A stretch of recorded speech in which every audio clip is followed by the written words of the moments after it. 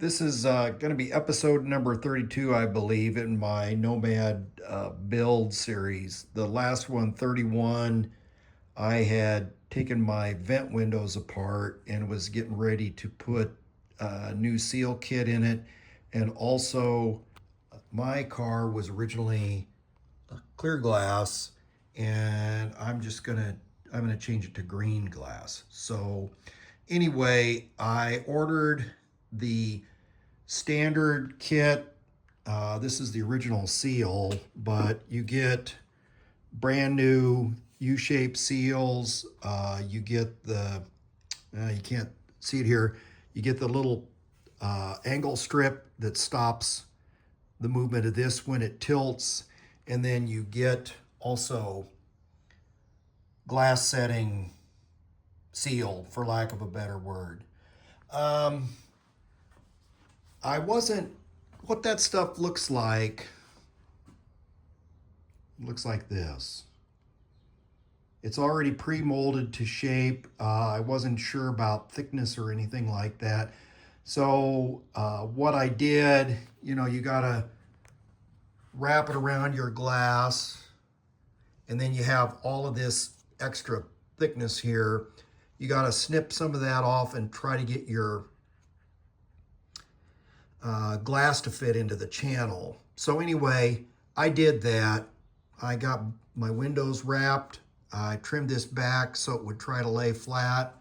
And then I pushed the glass into what I thought was all the way into the frame.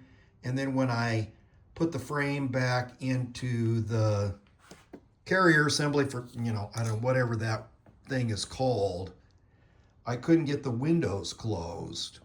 On the back side, this edge here was actually overlapping here. So even though I thought I had my glass pushed all the way into this channel, it actually, the glass was sticking out almost this far. So it caused me to back up, and I was wondering what the heck was going on. Was there a problem with the glass? Was there a problem with the seal? Did I not get it pushed into the frame far enough? And so I ended up backtracking. So what I did is I pulled the things apart. I hadn't actually put screws and rivets all the way back in. I had it tilting and stuff like that and had not put the regulators on it back. So I pulled this back out of the frame, took the seal off, and then I compared the size of the reproduction glass with my original glass.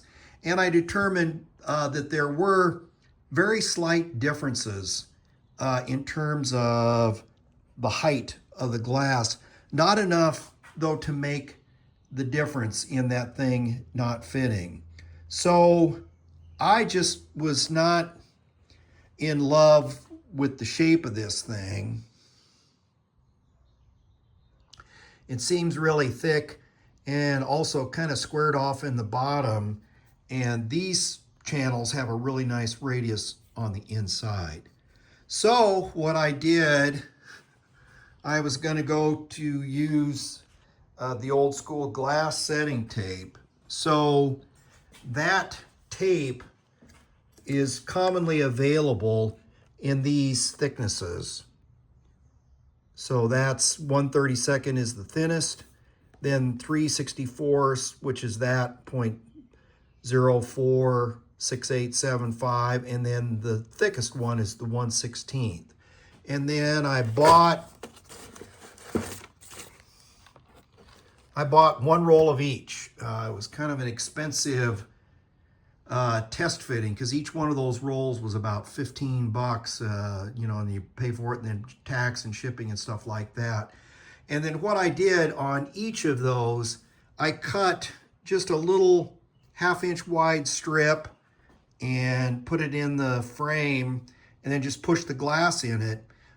Originally, I thought I needed the thinnest, which was this, but when I took my new glass and little U-shaped strips and tested in there, it was loose. So I got the next thickest, which was this 3/64.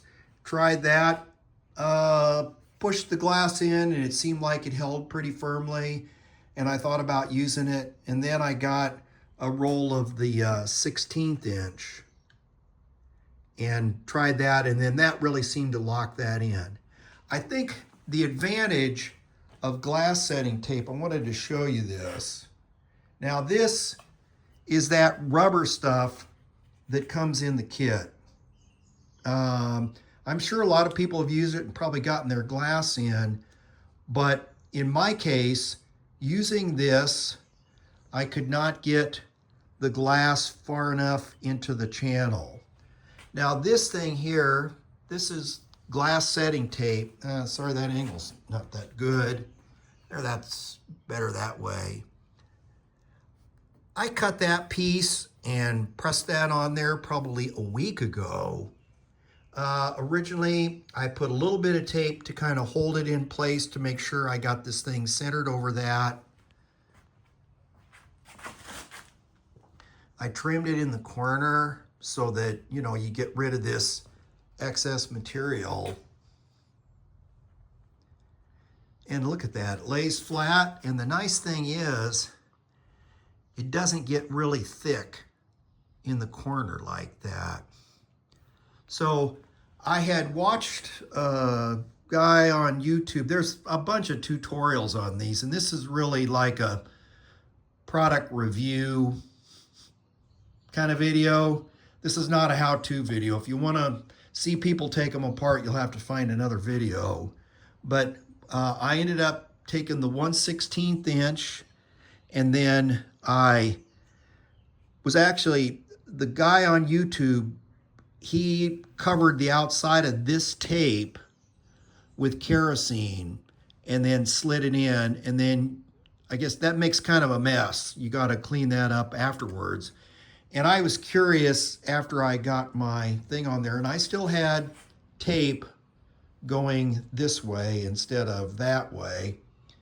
I was able to push them in, and then my woodworking clamp here, I opened that up all the way, put the glass in there, you know, like that, closed it down and made sure I drove it in all the way. In any case, what you're looking for is that the edge of the glass needs to line up with the end of the frame here. If your glass is sticking out beyond that, there's a chance that thing is not going to rotate and close nicely against that stop that has to go in there. So that's it. That's my commentary on this stuff, which after I get done with the video, I'm throwing this stuff away. I hated it. It made a mess, and it caused me to have to back up and do a lot of extra work and spend money that I really didn't want to have to spend. But anyway, I've come past that. Now, the other thing, as I proceeded trying to get these things back together, these two screws here in the top, well, let me back up. I wasn't sure I had all the screws, so I ended up buying a screw kit. Now, it didn't come in this plastic box. I put this in here so I could sort these out by size and keep track of them. But when you order the screw kit for the vent windows, it's 60 pieces, and it's a lot to kind of keep straight. There's all kinds of little screws and star type lock washers, wood type screws, and sheet metal screws and machine screws of various lengths and sizes. And then in that kit, you get this teeny tiny little diagram that shows where all the screws go. And so what I did is I enlarged it so my 67-year-old eyes can actually see that. So that gave me the new screws that I needed to put things together. Now that's the other problem I had. Now, this is the original seal that came out of my car. This is the top because it has the round hole. And this is the bottom, which has the slot for that thing to pass through. My suggestion is, in addition to checking the thickness of your glass, the width, the inside width of your channel, before you install these, I would, when they make these now, a lot of times these screws holes are covered up with a little bit of rubber flash. You can't actually see them. And inside of this thing is a sheet metal strip that has just like a couple threads in it, and it's a machine thread for those 832s.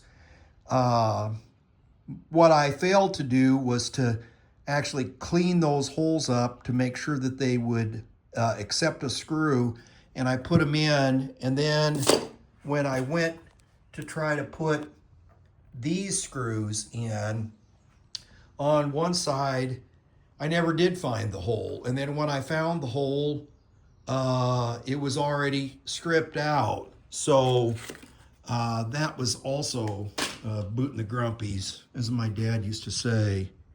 So when you get your kit, I would make sure that these two holes are actually three holes, because inside underneath there is another screw.